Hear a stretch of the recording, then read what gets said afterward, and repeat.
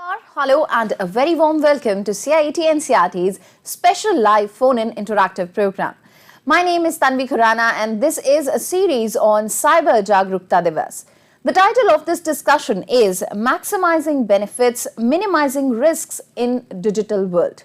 Well, as you all know that the main focus of this entire series is to create awareness among people that you have to be safe, and for that you have to take certain steps. And if you don't want any hackers to attack your personal accounts, then you need to be careful. That's the reason we are here with this special series of Cyber Jaagrookta Diwas. We have one expert with us and he'll be talking about this entire topic for next 1 hour till 5 o'clock. So if you have any questions, any queries, please reach out to us. Send us your questions through our phone number, which is 8800440559. If you want to send us your questions through our YouTube channel, that would be ncertofficial. In the live chat box, write down your questions, queries and share them with us. Well, you're watching us at this moment from PM eVidya channel number 6 to PM eVidya channel number 12. And also, if you want to email us, the email ID would be a very special email ID, that would be cybersafety@ciet.nic.in. So on this email ID particularly, we receive all the queries related to the cyber safety and security. We'll be waiting for your questions till the end of this program. And now let me introduce you to our today's guest, and he is Mr. Abhishek Singh. A very warm welcome to you, sir. Thank you. Good to be here. Thank you. Sir is a research associate from Cyber Peace Foundation, and let me tell you that this entire series has been organized by CIET NCERT and Cyber Peace Foundation. So let's begin this discussion, and I would like to ask Sir, what exactly do we understand by maximizing benefits and minimizing risks in digital world? What are we going to understand in this particular program? There is no doubt in today's time that the digital sphere has expanded to such an extent that it has impacted our day-to-day lives in all perspectives. And especially because of the COVID pandemic, the wave of the digitization and the use of digital world has been accelerated. But that doesn't mean that we ignore the benefits or, just take them for granted or ignore the risks in the digital world. So in this session, we'll be pinpointing focuses upon how to take out the maximum benefits from the digital world while simultaneously minimizing your risks. Okay, so I can see that you have prepared a presentation. Would you like to share that with our viewers and explain what all are we going to understand, or what is the focus of this particular program? Yes, most certainly. Yeah.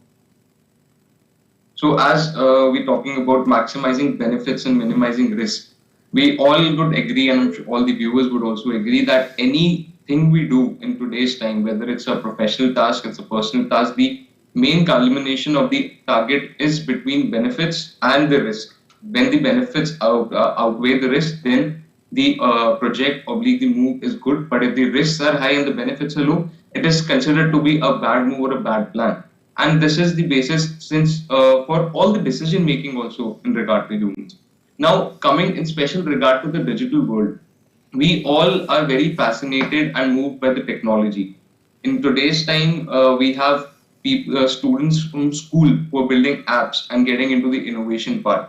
But at the same time, we cannot take the digital world and the applications and its benefits to be granted. We have to keep our eyes open for the risks as well, and also simultaneously work towards eradicating and removing those risks from the digital world.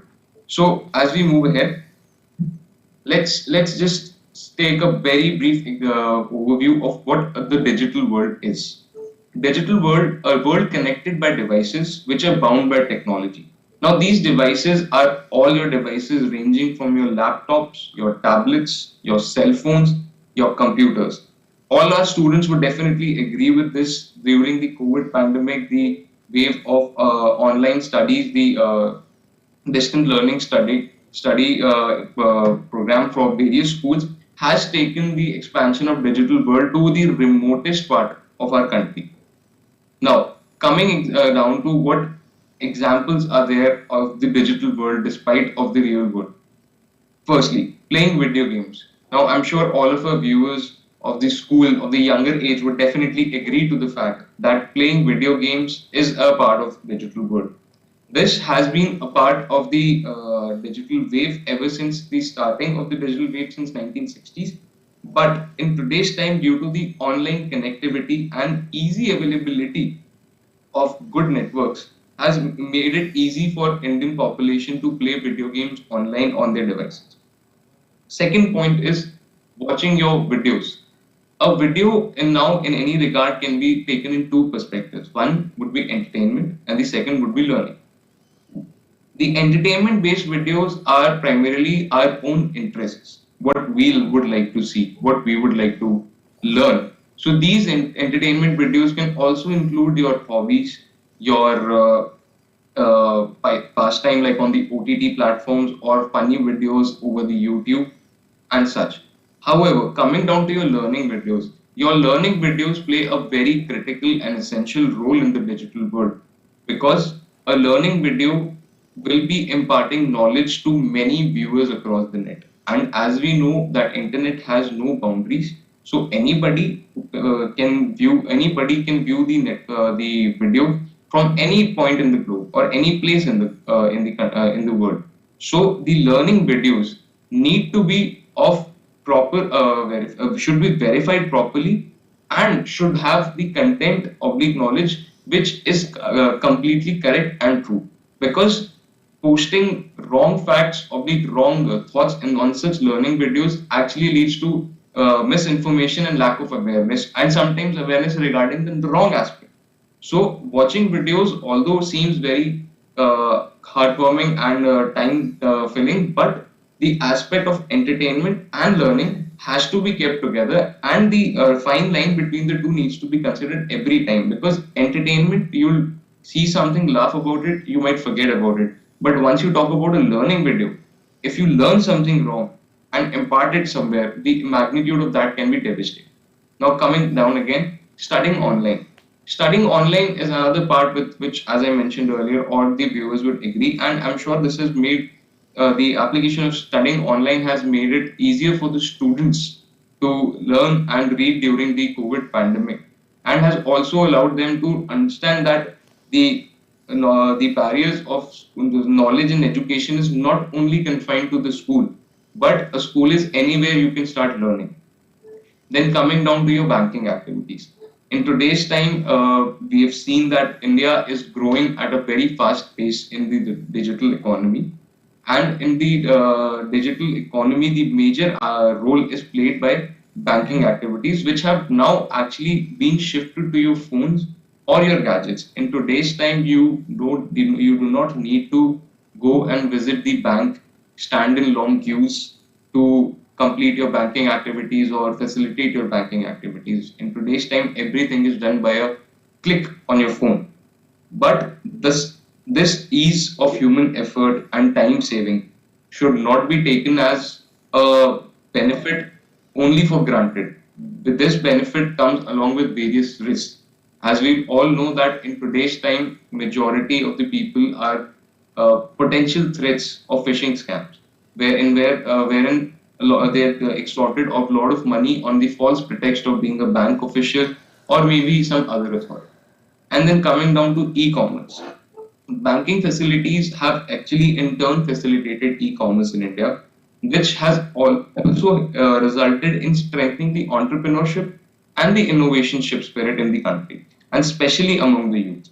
The e-commerce platform has actually now enabled small business owners to spread their businesses globally and to all the parts of the in the country as well. Earlier, it was difficult for traders to work in different parts of the country. If suppose there was a trader in Delhi, it was difficult for them to operate in Chennai. But now with the platforms, it is easier for them to operate all across the country while maintaining the quality and the integrity of the product. The digital world works on a combination of innovation and user accessibility, and hence every accessible technology has made its way into all our sectors of the industries. Here, I would actually pause for a moment to allow the viewers to think in the past 7 to 8 years how the technology has made its way in our day-to-day activities. whether it is booking a ticket for your movie, whether it is reading something online, or whether it is learning new skills. Everything is now moving in the digital world. So if our viewers would draw a contrast of how things were going ahead 10 years ago and how things are going ahead in today's time, they'll be able to see and realize the impact the digital wave has made in our day-to-day activities. Now we come down to the type of digital risks, the very major part of our presentation and how this is very essential. Firstly, digital risks are those risks which we might overcome across in the digital sphere, primarily because of ignorance, carelessness, or unawareness. These risks are present with the technology. However, the use and exploitation of these risks is the major part which the cyber criminals play. If you would see all these risks which are mentioned here would actually show you the modus operandi and the mindset which the cyber criminals are attacking to exploit the population and in turn gain money from. So coming down to the first risk is the cyber security risk. Since we're talking about the digital risk, cyber security risks are a must. Your cyber security risks can range from one individual and go all the way to an organization as well. Carelessness and ignorance causes 97% of data breaches, which is a factor.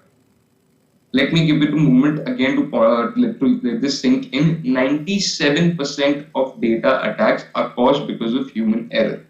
Human error can be ignorance, carelessness, lack of awareness or knowledge, or even sometimes in some cases lack of skills. So cyber security risk is primarily a major risk in the digital age because it covers your gadgets, it covers your applications, and it also covers your web pages. So the cyber security risk is a wholesome risk which is protected by cyber security experts, your softwares such as your antiviruses and firewalls, which keeps your devices and your cyber ecosystem protected. Coming down again, the second thing is coming down to compliance risk. Compliance risk, however, it might seem to be a very simple terminology, but it plays a very vital role in securing the digital space. Compliance risks are often seen in cases when major MNCs expand themselves to the globe, but often ignore the law of the land only on the basis because their company is based out of some major country. For example, if we take example of a technological giant like Google, Google has its offices in India, but it's based out of United States. Similarly, I like to draw the attention of our viewers towards the game PUBG and the application TikTok. Both of the games were banned by the Indian government in regard for not being compliant to the privacy policy which was set up by the nation. So now if you see PUBG and TikTok being platforms with such major followers and major customer base were banned from the nation only because of the risk of non-compliance. Hence, the compliance equates the legal aspect and the policy aspect of digital space and hence is nearly equivalent to any cybersecurity risk as well. Now coming down to automation risk. Automation risk is something which is now coming into the digital age as we are entering into the digital space with the automation. Now the terms like artificial intelligence and machine learning have facilitated the automation in the digital space. Earlier, you had to travel and go get a ticket for your trains, but now you just do it on the click on your phone. And now you have so many devices which are enabled by internet called the IoT devices.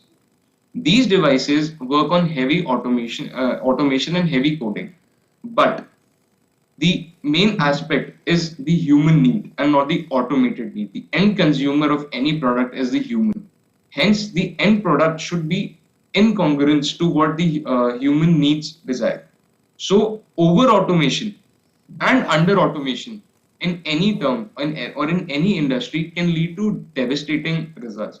Over automation will actually reduce the human input for any project, which would actually make it an automated project, and the idea, the ability to think and the ability to come up with ideas which is unique to the human mind cannot be done by the automated machines. And under automation will obviously be a risk because it will not be solving the purpose of securing or reducing the human effort. Coming down to workforce risk. Workforce risk is also a major risk in digital worlds, as it is in regard to the management of cyber security and the digital world by the workforce of an organization or your organization. So having people being aware of what kind of risk are they vulnerable to, or what kind of risk an organization is vulnerable to, is of paramount importance, and ignorance or carelessness in such cases will often lead to data breach and data losses. For example, for a US based company, the data collection company, one technician, out of carelessness, left his portal open for one night and went home, did not close it. As a result, the portal was attacked that very night by a group of hackers, and the whole database of the data management company was compromised. So, carelessness and irregardlessness of one person led to the downfall of the whole company and led to the breach of data of so many individuals who trusted it. So, workforce risk is always is an important risk and is an omnipresent risk, because the people at work need to keep learning about the new type of threats. Now coming to third party risk. Third party risk is a major risk which all the platforms are now propagating, and encryption is the way ahead to prevent the third party risk. Third parties are basically applications or websites or actors who try to gain access to your credentials or your data through the portal. However, the compliance policy and the privacy policy clearly states in all the major nations that third party will not be given the data from any platform. And if any platform is found to be providing data to third parties, it will be in breach of the breach of the privacy policy. Now coming to the data privacy risk. Data privacy risk is a paramount risk which concerns all the netizens in the world. Our activities on the digital sphere, what we do on the gadgets, what we do over the internet, creates a trail called the digital footprint. So it is similar to your physical footprint, but on the digital space. But mind you, all the users should always be aware that your digital footprint cannot be erased. It will always be there, and it can always be a proof of your presence in the digital space. Hence, digital footprinting and management of digital footprinting is very essential, because if the criminal or the fraudster has cracked or caught your digital footprinting cycle, it is very easy for him to breach your data privacy, because your day-to-day activities, it is very essential to understand your day-to-day activities gives out a lot of data to people. For example, your social media feeds, your social media posts. We all like to post photos of the places we are traveling to. But that photo in itself is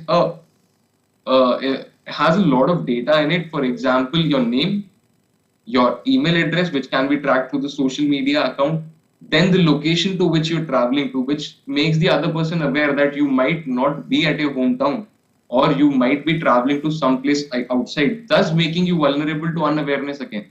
So data privacy is of paramount importance, and we at Cyber Peace Foundation have also been propagating and putting across that digital privacy is a responsibility which is shared by all the netizens.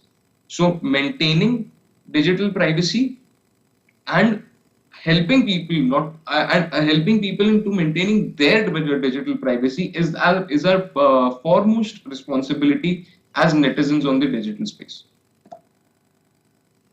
So now we come to the point on how to minimize the risks.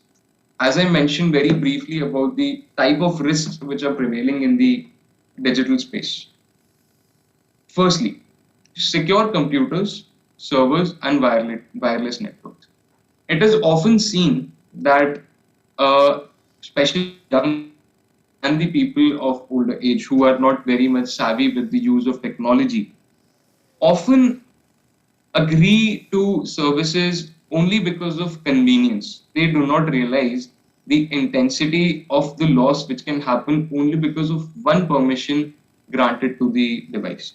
So secure computers. Firstly, computers are our basic input and output device for through which we learn and we also look for information every day, whether it's a student, whether it's a working professional. The computers oblique laptops along with the internet have become a basic and the most primary source of information in today's time.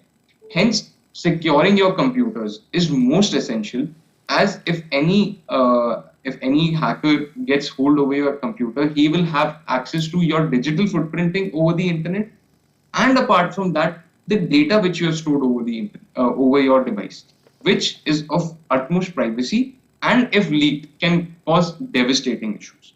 Again, securing servers and wireless networks. As we all know, the digital world works on networks of computers and servers, so it is a systematic approach of flow of information. Similarly, securing your computer is only one bit of how to minimize your risk. Having a secured server, again, going back to the case of PUBG and TikTok, primarily in the case of the game PUBG, the game was banned because the servers were located outside India, in the Chinese region, and hence the jurisdiction of the Indian law was not applicable on those servers. Now the game is available again for the players to use, but only because the servers had been shifted to India. So this is a very clear example of showing that how important to have a secure server is. And now coming to wireless networks, we are all very dependent upon Wi-Fi in today's time. But we always should keep in mind that an open Wi-Fi is open for you as well as for the criminal.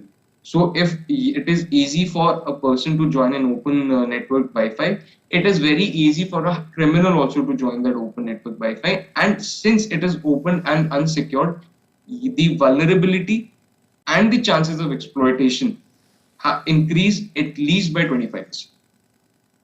Then furthermore, using antivirus and anti-spyware protections and firewalls.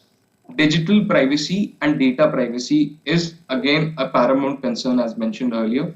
Using of antiviruses and anti-spyware protections will allow the users to keep a track of what actually is happening on their device, and if someone has any unauthorized access to it, how will they'll be aware of the same. A very simple example of this would be port scanning. Port scanning allows the user of the laptop to scan all the ports, virtual as well as physical, in the device, and to see if any port is open or vulnerable, or maybe has had any exchange or contact with somebody outside in the digital space. These kind of practices will actually help you keep a check of your digital footprinting, and also if anybody is trying to attack your device or not. Regularly update softwares to latest versions. This is of utmost importance, as in today's time the larger public chooses to ignore to regularly update their softwares, but it is essential for the users to know that these softwares, these updates in the softwares are brought across only to make the softwares better. These updates will actually result in protection of the device as well as the application. I'll give you a very one small and recent example in today's time. 3 days ago in Jaipur, a kid of 16 years, a child of 16 years, has been paid rupees 38 lakhs by Instagram only for finding one vulnerability which could have caused data breach to a lot of accounts and the database of Instagram. So these regular patches of updates actually come with bug reports and suggestions from various beta testers and penetration testers to make the software much more better. So as part of cyber hygiene and basic cyber safety practices, always make sure to regularly update your software to the latest versions. Use data backups that include offsite or removed storage. We all have plenty of data which needs to be backed up, whether it's your photos, whether it's your music, whether it's your work documents, whether it's your educational documents or your study notes. All the data needs to be backed up. However, it should be critical in the user should be critical in knowing that these backups should be off-site. You should not be uploading anything on a site, because as you upload it on a site, you lose the control over your data. You have shared it with someone else, thus increasing the vulnerability factor and thus increasing the risk. Coming down to secure your passwords. Secured passwords has been a practice which has been propagated by various cybersecurity experts since the start of the cyber age. However, still the population is the general population is far away from secure passwords. Often, passwords are kept secure in terms of what they will remember, and what a user will remember is entirely dependent upon his or her day-to-day interactions. So your password could be name of somebody in your family and their date of birth or the year of birth, which is easy for a hacker or a fraudster to know over. If he goes back to your digital footprinting, he will see what kind of people you've been interacting over the net. What kind of people have you been following? So with the help of vulnerability and social engineering, these hackers oblique fraudsters are able to decode your password. So very simple strategy for these secured passwords could be a name of the name of your first pet, and along with that the name of your favorite sports team or the year they might have won a championship. So creating pockets of diverse information in passwords is of essential importance. Then the last point, train staff in IT policies and procedure. As I mentioned in the previous slide about the compliance risk, the staff of any organization needs to be trained completely and in an efficient manner to understand and to follow all the IT policies and procedures. Because as I mentioned, 97% of data breach threats take place because of carelessness and human error.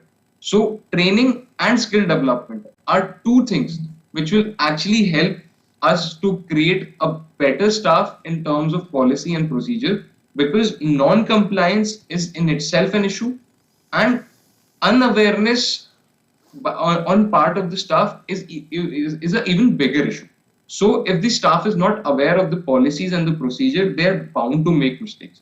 So it should be taken as a responsibility for the organization also to train their staff in the IT policies and procedures. Now, as we've mentioned a lot about the risks over the digital age, but since I mentioned in the starting of the presentation that the moment our benefits outweigh the risks, the project is positive for us. We have more to gain from the project. So I'd like to draw the attention towards the benefits of the digital age. Easy and fast access to information. Now, easy and fast access to information seems a very straightforward benefit from the digital age, but the intensity and the extent of it has made its way in the remotest part of the country, starting from the time when the 4G network was launched in India with the help of Jio, which actually allowed a person in the remote part of the country also to buy a 4G compatible phone and have 4G network at affordable prices, which in turn has actually led to easy and fast access of information. Earlier, access to information was very tough, and in the early 2000s, when the computers were not widely popular in all Indian households and the access to internet was very limited, it would take numerous minutes or like sometimes hours to gain access because the request had to be created through a trunk call which would be reverted back from a metropolitan city. So the advent and the extent of the networks and availability of those networks has made it easy has made it easy and fast for the information to be accessible. Now coming to real-time information sharing and gathering. Real-time information is what we are doing right now. Imparting knowledge about something. The viewers are getting the information in the real time. They don't have to go back and revert back to what was said or what was discussed. It is being taught in the real time. And as for various sessions which are being organized by NCERT as well, these sessions are taught real time, which is actually allowing the user to understand what is happening right at the moment when it was taught, thus creating a live education platform which is actually helping the students to understand it much more better and thus extending the limits of classroom to beyond the school. Then coming down to innovation and automation driven gadgets. There is no doubt about it that in today's time we are surrounded by gadgets, starting from our smartphones to smartwatches to laptops to our smart TVs and the sound system like Alexas, which are used for entertainment purposes as well. But these are straightforwardly the benefits of the digital age. Innovation. The new times, in the previous decade, the IoT, the Internet of Things, has taken the world by a storm, which has actually resulted in automation of so many different type of gadgets. One small example would be in today's time, easy home automated devices are available. You can be sitting in your car in the parking lot and yet be able to switch on the AC or the light at your home.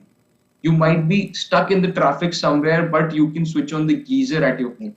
These small automation driven gadgets have actually improved and made it easier in terms of day-to-day activities in home as well as at organization levels. Connecting the world.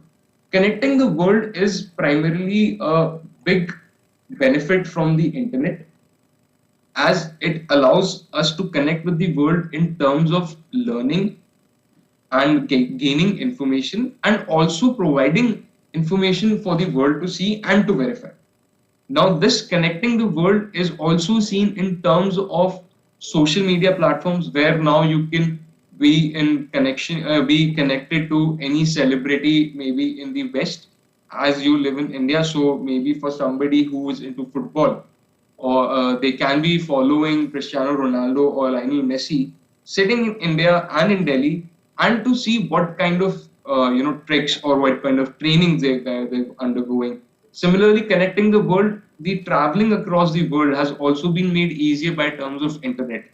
Now it is easy for a person to be sitting in New Delhi while making a hotel booking in Paris or maybe in London. So the connection which is bringing the world closer to itself has been facilitated deeply by internet. And exchange of foreign technology.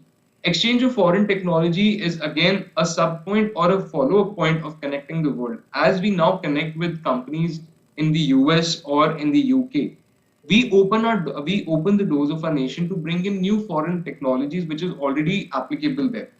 So connecting the world has actually allowed India to welcome various new technologies which are coming in from the world. For a very simple example of this would be the new bullet train concept which is being launched by the government under the railways is now coming. Earlier the bullet trains were exclusive and famous in Japan itself.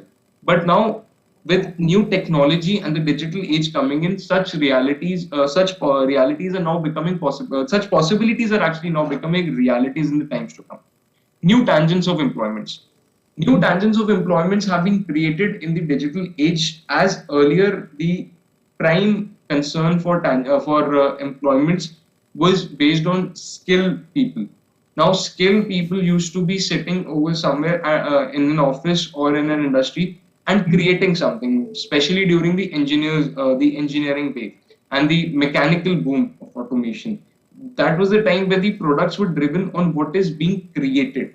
But in today's time, since the digital world has connected everybody and has allowed foreign technology to come in, various new employment opportunities and authorities have come in.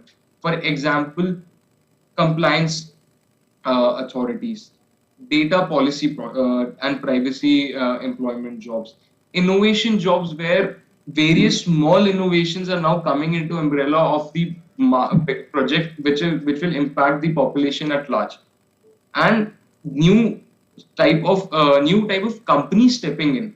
In the earlier ages, it was very difficult to imagine for somebody to imagine to start a data management company in India or own a data management company in India. But in today's time, data management is the way forward. Thus, coming to my final last point, stronger entrepreneurship. Now, as we have seen all the benefits of the digital age, we see that information is available, it is available in real time, innovation and automation driven gadgets, connecting the world, exchange of foreign technology, and tangents of new employment. All these points and all these benefits point to one thing, that the Indian netizen is now becoming stronger day by day because of all these benefits from the digital age. The entrepreneurs have boost of confidence and integrity when it comes to the digital age, because all these benefits have made it possible for individuals to now own and expand their businesses, thus creating a better digital economy even for the country. So, very simple example of Make in India has has made us witness various new in-house innovation techniques which are coming out by entrepreneurs. Similarly, in recent times, a show called Shark Tank was started in India, in which entrepreneurs were welcomed to present their ideas in order to get investments. This shows that how these benefits are actually allowing us to move beyond the risks and to get the maximum out of the digital age. Now, coming to the point on how to maximize the benefits. The most critical part of any benefit is on how to make it. You might know what a benefit is, but if you don't know how to encash it, that benefit is of no value whatsoever. So, understanding the penetration of technology in your industry of choice. As I mentioned in the starting of the presentation itself, that the technology has penetrated all industries, whether it's your education industry, whether it's your mechanical industry, whether it's your pharma industry. But it is important and vital for an individual to understand and figure out which industry of his choice and how the technology has made an impact in that industry, and how that impact can be maximized by his efforts in times to come. So the penetration of technology the understanding of penetration of technology is of paramount importance. Basic cybersecurity protocols and safeguards to be followed. As in earlier times, the concept of hygiene was inculcated in the youth. In today's time, we propagate that the concept of cyber hygiene be inculcated in the youth in order to make it normal for them to follow various cybersecurity protocols to keep themselves safe. And these cyber hygiene practices, when inculcated early in the youth, will actually result in lesser vulnerabilities as they grow up in the future. Be flexible to new and updated technologies and gadgets. As mentioned in the previous slides also, software updates, new gadgets, new technologies, these are all made on recommendations and recommendations of people in regard to the previously existing technology or software. So there is no doubt or there is no denial in the fact that any new technology or gadget will come with better cybersecurity and better flow of information and in fact a better aspect of maximizing the benefits through the same gadget as well. Never underestimate the value of human input. As I mentioned earlier regarding the workforce error and automation risks in the digital age, we should never forget that the technology is driven by humans. Humans are not driven by technology. I'd like to repeat it again. The technology is driven by humans. Humans are not driven by technology. We have created the technology for our own welfare and our own good. It should not be the other way around. And hence, for any critical improvement or innovation in the terms of technology, human input and human value plays a very critical role. Keeping yourself in tune with the latest advancements in order to prevent cybercrime. As mentioned, awareness plays a very vital role in today's time in regard to your cyber crimes, various frauds which prevail over the internet. But these advancements and keeping yourself aware of these advancements is the primary weapon against such crimes. If you know what the technology is meant to be, if you know what the vulnerabilities are, it will be very easy for you to figure out if somebody is trying to defraud you using that technology, or if somebody is trying to gain unauthorized access during the technology. A very simple example in today's time is the WhatsApp scams which are coming across. WhatsApp is now being used very widely all across the country by everybody, whether it's your groups for your class, whether it's groups for your entertainment or fun time with your friends. These criminals have now made their way over WhatsApp in terms of phony profiles. But as these scams take place, advisories are placed in action, and the people are made aware by SOPs. So as people read these SOPs and these advisories, they come to know about such frauds, and then the chance of happening such fraud with any individual in this case is actually reduced by 90%. Assist younger and older people in understanding technology. It is very critical to understand that the younger generation and the older generation are the two most vulnerable age groups in today's time. Younger generation, because they don't understand the aspects of social engineering and vulnerabilities, and the older generation because they do not understand the aspect and flow of technology. So this is a huge gray area in which both the generations are actually unequipped to prevent such frauds. But again, coming down to the same point, awareness and knowledge. The kid will be, a youngster in today's time will be able to get access to a phone and then download an app or in game and start using it. But this will be an issue for a person in the higher age. But this makes them more vulnerable in terms of cyber fraud. So preparing them and making them aware of what kind of threats are prevailing over the cyberspace will actually allow the youngsters to protect the older people. And these youngsters will actually be the ones who will be leading the way front in protecting the cyberspace in the times to come. Actively conceptualize and implement new ways with technology. As I said in the previous slides also, entrepreneurship and innovation is driven very aggressively in today's time in India, and thus implementing new ways of technology to protect yourself on the cyberspace is an integral part of cybersecurity. One very basic and clear example of this would be the blockchain technology, which is now made its advent all across the digital world. This technology has actually made data privacy and protection much more easier in terms of the user and much more difficult for any cyber criminal or fraudster to crack. Now, coming to the point, the ultimate point of the presentation and the session today, the benefits for any project or any art needs to be higher than the risk. It is possible that the risks might be high in the initial time as compared to the benefits, but it is our job as individuals to keep working towards increasing the benefits and reducing the risk. Because benefits are in our own hands. As mentioned earlier, the risk will remain, but it is essential for an individual to know on how to encash the benefit.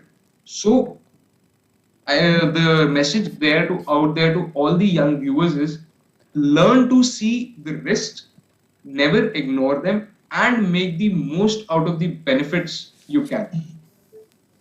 So I hope this session was learning experience for all the viewers out there, and for the viewers on the digital age, as we're talking about maximizing benefits and minimizing risks. The users can access these social media accounts and these links to gain more such critical inputs on minimizing risk and maximizing benefits from the handles of Cyber Peace Foundation and Cyber Peace Co. Thank you. Thank you so much, sir. And like you asked, that I hope this session was useful, and let me assure you that this information was very useful, very helpful for all our viewers. And our viewers can watch it today, tomorrow, because this is going to be uploaded on our YouTube channel, which is NCRT Official. So it was a wonderful presentation, and just like the way you said, that there are multiple ways through which we can maximize the benefits and minimize the risks, and the benefits always should be higher than the risks that our viewers need to understand. So you gave a lot of examples, be it Make in India, or be it where an employee left the portal open for one night and the data was stolen by the hackers. So in that case, I just wanted to ask here, out of curiosity, that what happened to that data when it was stolen? What were the consequences that the company faced, or were the hackers caught? Any such things, sir? That's a very interesting and an important question, especially for all the viewers out there. So in this particular scenario, as soon as the data breach was detected by the company, any data management company holds an accountability of any data which they're storing, the data which they've collected from their users or their customers. So as soon as they have learned of any data breach, they had followed the redressal mechanisms based in the US privacy policy, and the action against the fraudsters were taken, which they were invariably tracked down with the help of cyber forensics. And the data was actually recovered before making its way to the darknet markets. Oh, that's great. That's great. As in, if anything bad happens in the digital world to the common people, there is a solution. So they need to be satisfied. But of course, precaution is better than cure. So they always need to be aware, and they should take maximum precautions as much as they can. So one of the examples where you mentioned that PUBG was... Where, Stop writing. Where PUBG was... I repeat, I'm sorry, where PUBG was banned in India because the servers, they were found back in another country and not in India. That's the reason they were not safe. And it was restarted when the government shifted the servers to India. So is there any guarantee that in future there won't be any games which would be dangerous to our youth, because nobody is going to stop playing games? A growing concern in the today's youth regarding to online gaming. So firstly, when we're talking about the servers being shifted to India, the main reason is for the compliance risk, that the servers and the companies will be compliant to the policies in India because the server is not geographically located. And then coming down to the points of the threats over the online gaming sphere, it is very fair to say that it is a responsibility which is shared by the individual and by the government as well. The government has been propagating various awareness schemes in reducing the ill effects of online gaming. But as an individual, and especially for younger crowds, for the younger generation, the parents and the guardians need to be very critical to make sure that the child is not spending his whole day on online gaming. Online gaming is a part of entertainment and sometimes, venting out or passing away your time. But it should not become an addiction or part of the day-to-day activity in an increasing space. So the suggestion for this to everyone and all the viewers is to make a routine. Earlier when we were kids, we had a routine to go out and play in the evening from 4 to 6. Similarly, the parents could now incorporate a routine sometime during the week as per the convenience and the study flow of the child for online gaming. There is no risk or there is no harm in online gaming, but as said, excess of everything is harmful. So in those terms, excess of online gaming or anything over the digital age will be harmful.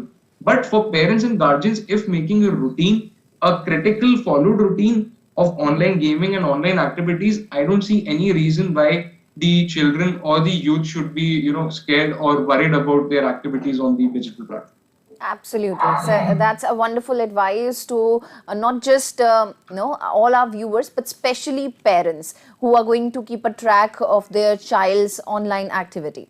Thank you so much, sir, for this wonderful program. And it was amazing to have so much information regarding the benefits and even the risks involved in the digital world, because we are all this is a technology driven world and we cannot escape ourselves. And just the way you said that technology is driven by humans and not vice versa. So thank you so much, and with this we're closing our program. I would like to thank you on behalf of our entire team for taking out time and for being a part of this program. Thank you so much, sir. Thank you so much. It was a pleasure to be here. Thank you so much. Thank you.